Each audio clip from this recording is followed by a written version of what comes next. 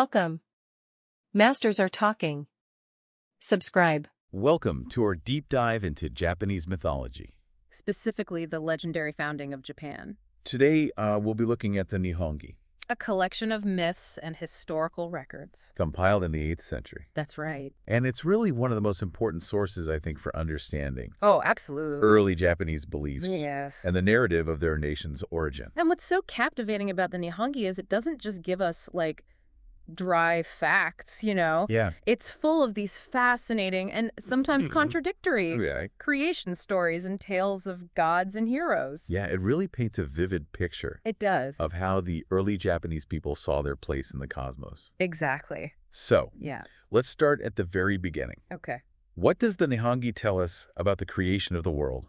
Well, it starts as many creation myths do, Okay. with a state of primordial chaos. Okay. The Nihongi describes it as an egg containing germs. Oh, an egg. Yeah. I wouldn't have pictured that. It's a potent image of potential waiting to unfold.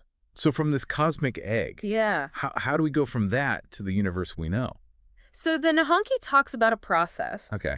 where the lighter, pure elements rise to form the heavens, Uh-huh. while the heavier elements descend and become the earth. Okay. This separation of opposites, Yeah. Creating order from chaos is a common thread we find in a lot of cultures' creation stories. So in a way, the Japanese creation myth kind of echoes the same ideas about balance and duality Absolutely. that we find in other cultures. Yes. What about the first beings to emerge in this newly formed world?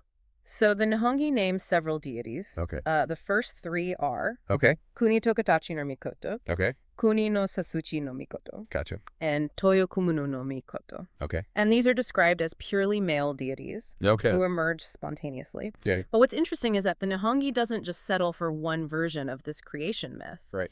It offers several, Okay, so there are multiple multiple versions. versions of the creation myth. Yeah, and each one has these subtle differences. Why would there be different versions of the same story? Well, I think that's where the Nihongi's roots in oral tradition really come into play. Okay.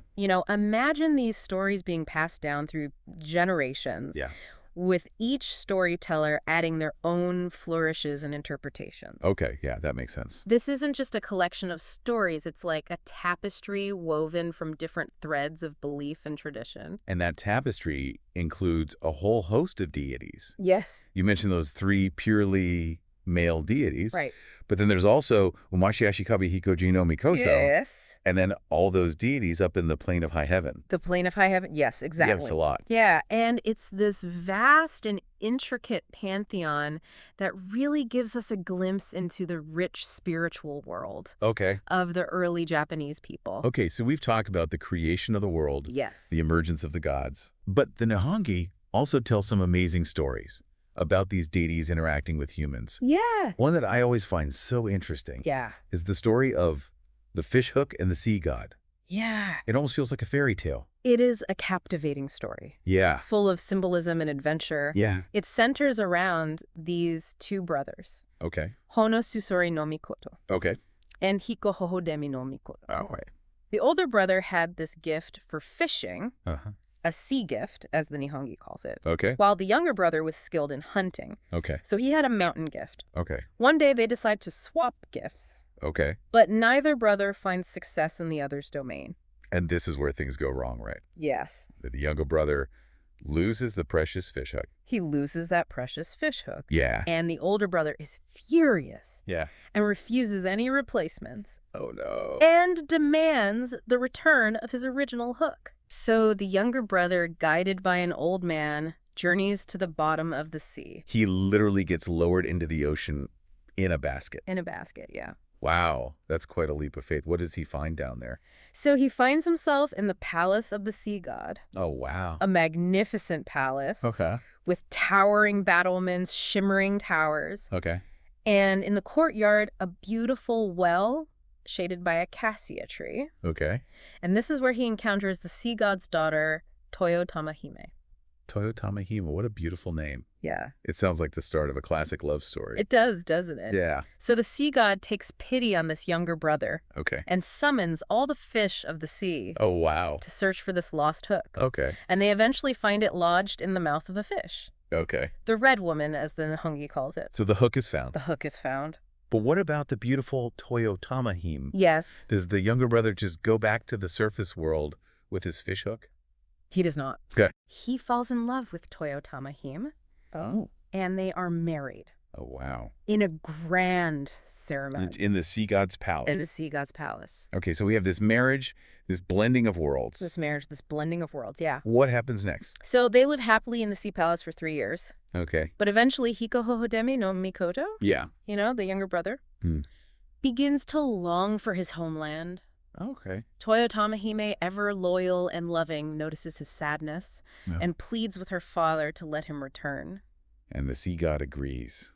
He does. Oh. Not only does he return the fish hook, but he also gifts him with 2 magical jewels. Okay. The tide-flowing jewel and the tide-ebbing jewel. So these jewels represent, like, the power to control the tides. Yes, a potent symbol of the sea god's dominion over the ocean. So even though he returns to the surface world, he carries with him a piece of that power. He does. Of the sea god's power. Yeah. So it's not just symbolic, this power. What does he do with these jewels? Well, the sea god instructs him to use the tide-flowing jewel to drown his brother if he's still being troublesome. Okay. But to use the tide-ebbing jewel to save him if he shows remorse. It's almost a test. Yeah, like a test of character for the older brother. So he returns home fishhook in hand, armed with the power of the sea. Yes.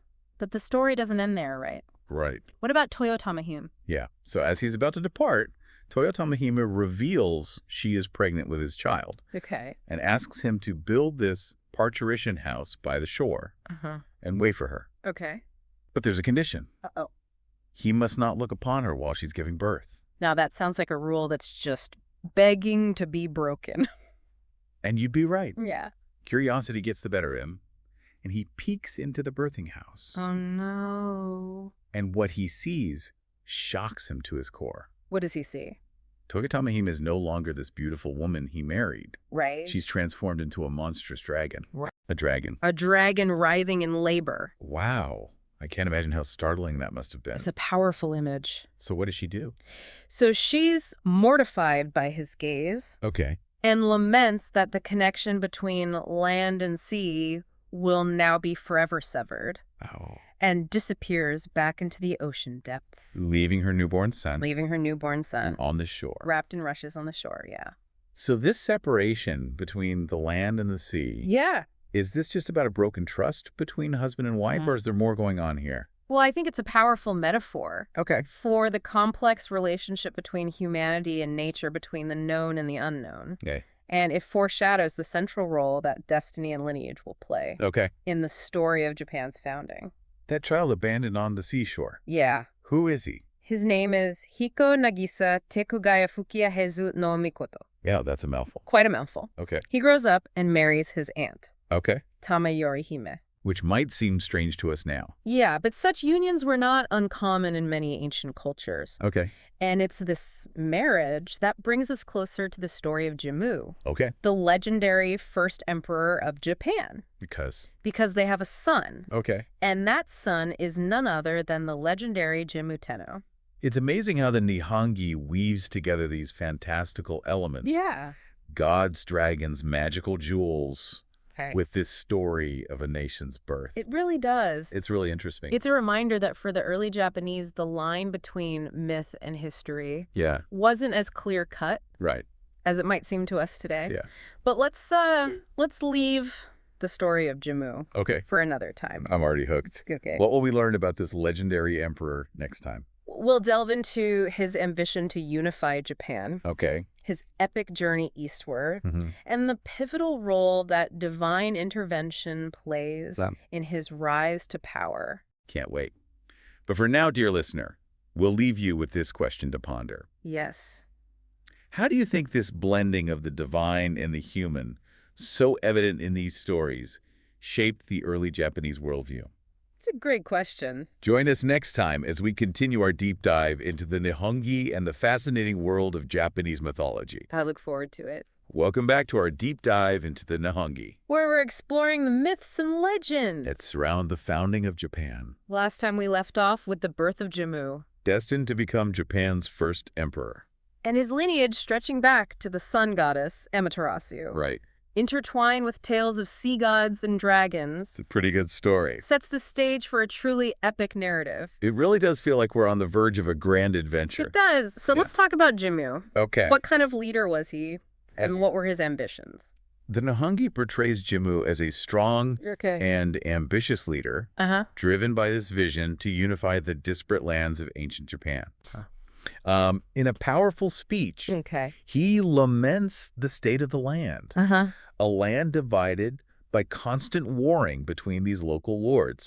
And he envisions a unified Japan under his rule, extending what he calls the heavenly tasks. Heavenly tasks. To encompass the entire land. That phrasing is interesting. Yeah. It seems to suggest that his mission was something more than just personal ambition. You've hit on a crucial point. Okay.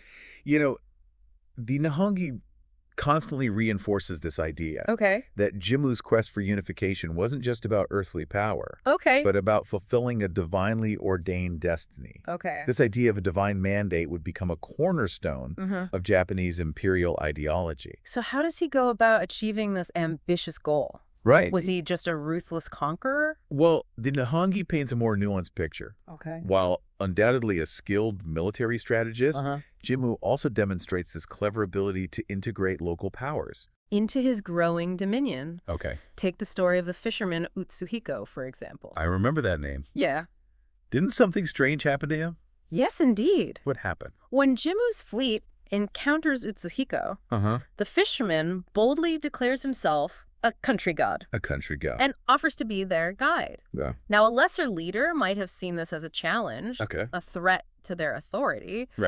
But Jimmu, wisely recognizing the value of local knowledge, welcomes him aboard and bestows upon him a new name, Shibinetsuhiko. It's almost like he's co-opting the local deities. Incorporating them into his own power structure. Exactly. This integration of local figures and beliefs is a recurring theme in Jimmu's journey. And showcases his political savvy as much as his military prowess. So he's not just conquering. Right. He's building alliances. Yeah. Assimilating different belief systems. Exactly. And gradually consolidating power. And all of this is happening against a backdrop of divine intervention. Right. Miraculous events that reinforce the idea that his rise is not merely a matter of chance or human effort, but is guided and supported by the gods. Yes, the Nihongi really emphasizes that. This brings us to the confrontation with Nagasune Hiko. Yes. This powerful local chieftain who fiercely resists Jimmu's advance. Right. The outline mentioned this treacherous elder, Ukeshi. How does he fit into all of this? Ukeshi the Elder. He embodies that resistance that Jimmu faced even after many had joined his cause. According to the Nihongi. Ukeshi pretended to submit to Jimmu while secretly plotting to ambush him during a feast. But Jimmu, thanks to a warning from Ukeshi's younger brother, saw through the deception and sent Michi no Omi no Mikoto, a trusted general, to investigate. So Ukeshi's treachery was exposed. It was. What happened to him? Well, Michi no Omi no Mikoto, known for his cunning and strategic thinking, turned Ukeshi's own plan against him. Forcing the elder to fall victim to his own trap. Talk about poetic justice. It's a classic tale. It really is. Of poetic justice. The Nihongi emphasizing that Ukeshi's downfall was a direct consequence of his own deceitfulness. It makes you wonder if the writers of the Nihongi were deliberately shaping the narrative. To emphasize certain moral lessons. That's a very astute observation. Remember, the Nihongi wasn't just recording history. It was also shaping it. Crafting a narrative that supported the legitimacy of the imperial line. So Ukeshi's downfall was just one victory among many. On this path to unification. What other obstacles did he face? So the Nihongi recounts this particularly clever ruse at Osaka. Michi no Omi no Mikoto. Again, demonstrating his strategic brilliance. Uses a song as a signal to ambush enemy forces during a banquet. A song. Tell me more about this musical ambush. It's a fascinating detail. So Michi no Omi no Mikoto gathered his bravest warriors. inside a large pit dwelling, or muro, and invited the enemy for a feast. As the enemy, unsuspecting and likely a bit inebriated, let their guard down. Michi no Omi no Mikoto begins singing a particular song.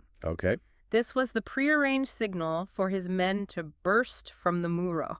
Wow. And attack, catching the enemy completely by surprise. It's like a scene out of a movie. It is. And you said this event actually influenced later musical traditions. Yes. Isn't that incredible? It really is. The Nihongi states that even to this day, when the Department of Music performs this song, there are specific hand gestures and vocal variations that echo this ancient battle tactic. So it's like a thread of history woven into the fabric of music. It really shows how these stories, even the seemingly small details, had a lasting impact on Japanese culture.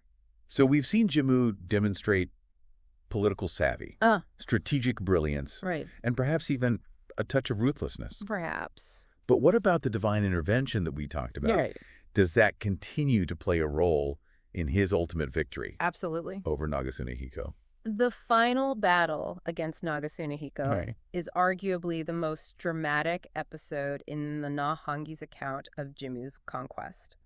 Initially, even with their superior strength and the divine backing we've discussed, Jimmu's forces struggle to overcome Nagasunehiko's resistance. Sounds like he was a formidable opponent. He was, and the Nihongi doesn't shy away from portraying him as a skilled warrior and a powerful leader in his own right. However, what ultimately tips the scales in Jimmu's favor is a series of truly awe-inspiring divine interventions. So the gods step in to help their chosen leader. They do, and in spectacular fashion. How so? As the battle rages, the sky darkens ominously and hail begins to fall. Suddenly, a magnificent kite with golden plumage descends from the heavens and perches on the end of Jimmu's bow. Imagine that scene. The dazzling golden kite against the backdrop of a stormy sky. That's some powerful imagery. It is. It seems pretty clear that that was intended as a sign of divine favor. Exactly. The Nihongi goes into great detail describing the kite's brilliance, comparing it to lightning. And this celestial spectacle demoralizes Nagasunehiko's army and paves the way for Jimmu's victory. So with the help of the gods, Jimmu finally defeats his most powerful rival.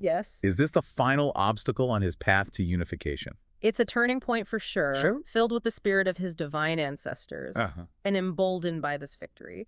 Jimmu leads his forces to subdue the remaining pockets of resistance. Finally achieving his ambition of unifying the land. And this, according to the Nihongi, marks the beginning of Japan's imperial lineage. It does. It's incredible how the Nihongi blends these fantastical elements with historical events, creating a narrative that's both captivating and politically charged. But before we move on, I'm curious about something. You mentioned earlier that the Nihongi was shaping history as much as it was recording it. Is there anything in the story of Jimmu's rise to power that stands out to you as particularly significant in that regard? That's a great question. One detail that always strikes me is the Nihongi's emphasis on Jimmu's cunning and strategic thinking. He's not just a warrior king, but a shrewd leader who understands the importance of alliances, the power of symbolism, and the art of persuasion. These are qualities that would have resonated. With the Nihongi's intended audience. And who would that be? The imperial court and the ruling elite. So in a way, the Nihongi is presenting a model for effective leadership. Absolutely. One that emphasizes both divine mandate and human ingenuity. Precisely. And this model, deeply rooted in myth and legend, would continue to influence Japanese conceptions of leadership for centuries to come. It's fascinating how these ancient stories continue to echo in the present. They do. Shaping our understanding of history, culture, and even leadership. Absolutely. Well, we've covered a lot of ground today. We have. From the creation of the world Yes. to the rise of Jimmu. A long journey. Yeah. And there's still so much more to explore. There is. In the final part of our deep dive. Okay. We'll delve deeper into the Nihongi's account of Jimmu's reign. Okay. Explore the establishment of traditions that would shape Japanese culture for centuries to come. Okay. We'll also discuss the enduring legacy of these myths and legends, and what they can teach us about the power of storytelling to shape national identity and cultural values. I'm already eager to continue our journey. I am too. But for now, dear listener, we'll leave you with this thought-provoking question. Okay. How do you think the Nihongi's portrayal of Jimmu as both a warrior and a shrewd strategist might have influenced the way the Japanese people viewed their emperors? It's a good question.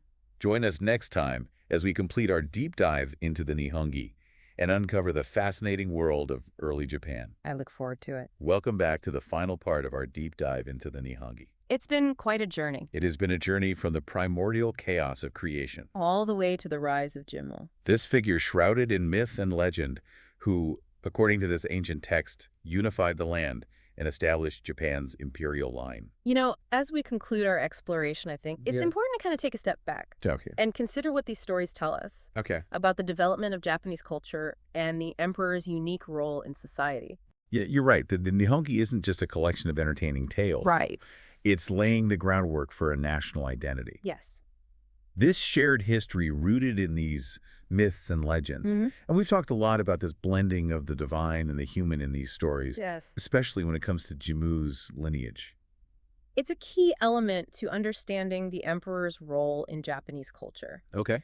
Jimmu is not just presented as a powerful ruler. Right. He's a descendant of the Sun Goddess Amaterasu, chosen by the gods to unify the land and rule with divine authority. And this connection to the divine legitimizes his rule in a way that earthly power alone could never achieve. Exactly. It's like he has this cosmic seal of approval. He is. This concept of a divine mandate woven into the very fabric of the Nihongi's narrative. Yes. Establishes a precedent for the emperors who follow. It does. It imbues the imperial line with this kind of sacred aura, suggesting that their authority is not merely human but divinely ordained. So this idea would resonate throughout Japanese history. It would. Shaping the relationship between the ruler and the ruled. Oh, absolutely. For centuries to come. For centuries to come. Even as the emperor's role evolved over time, this connection to the divine remained a powerful symbol. A very powerful symbol. It's fascinating how these ancient stories continue to echo in the present. They do, and in some quite tangible ways.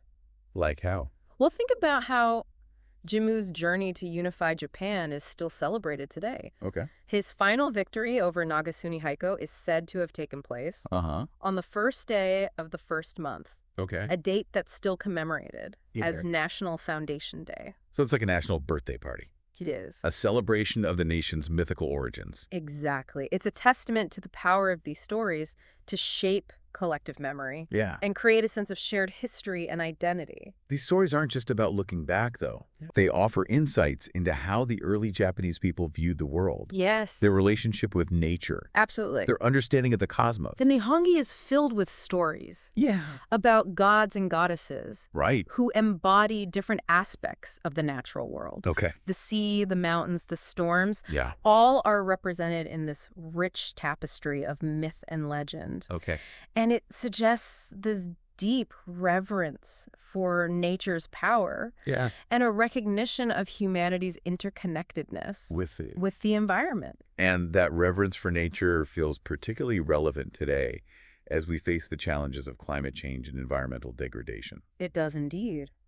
Maybe these ancient stories have something to teach us about the importance of finding a more harmonious balance between humanity and nature. It's possible. You mentioned earlier that the Nihongi isn't just about Jimmu's story. Right. That it's about establishing traditions. That would shape Japanese culture. Right. What are some of these traditions that we see reflected? Well, one of the most important, I think, Okay. is the emphasis on ritual and ceremony. Okay. Throughout the Nihongi, we see Jimmu performing these elaborate rituals. Offering prayers to the gods, establishing shrines and sacred spaces. So these actions solidify his role. They do. Not only as a political leader, but also as a spiritual guide. A mediator between the human and divine realms. Like he's setting a precedent for the emperor as the high priest of the nation. Exactly. A role that would continue throughout Japanese history. And these rituals, many of which are still practiced in some form today, Right. became an integral part of Japanese culture, Okay. shaping everything from religious beliefs to social customs to artistic expression. Another tradition that stands out to me is the importance of lineage and ancestry. Yes. The Nihongi goes to great lengths to trace Jimmu's lineage back to the Sun Goddess Amaterasu, Right. establishing this divine pedigree that legitimizes his rule. And this emphasis on genealogy isn't just about establishing Jimmu's credentials. Okay. It's about creating a sense of continuity, linking the present to a mythical past populated by gods and heroes. Yeah. It's a way of saying that Japan's destiny, its very essence, is rooted in the divine. This idea that Japan has a special destiny, Yeah. a unique place in the world, this seems to be a recurring theme. It does. Throughout Japanese history. It does, and the Nihongi lays the foundation for that belief. Okay. It's a reminder of the power of stories to shape not only individual lives, but also entire cultures and nations. I think we've covered a lot of ground today. I agree. From creation myths to epic battles to the enduring legacy of these stories. A lot of ground. I've learned a lot about the Nihongi and the early history of Japan. That's great to hear. For those who are interested in learning more, I highly recommend checking out the Kojiki. Yes. Another collection of Japanese mythology. A great resource. As well as some of the excellent scholarly works. There are many. On the subject. And as you explore these stories further, Yeah? I encourage you to consider how they reflect the values and beliefs of the early Japanese people. Okay. What do they tell us about their understanding of the world, their relationship with nature, and their ideas about leadership and destiny? Those are great questions to ponder.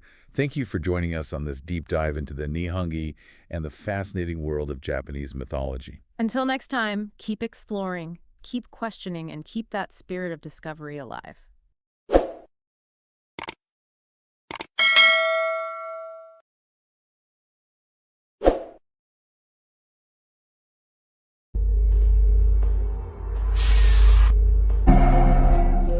Eyes anoint you, sunlight.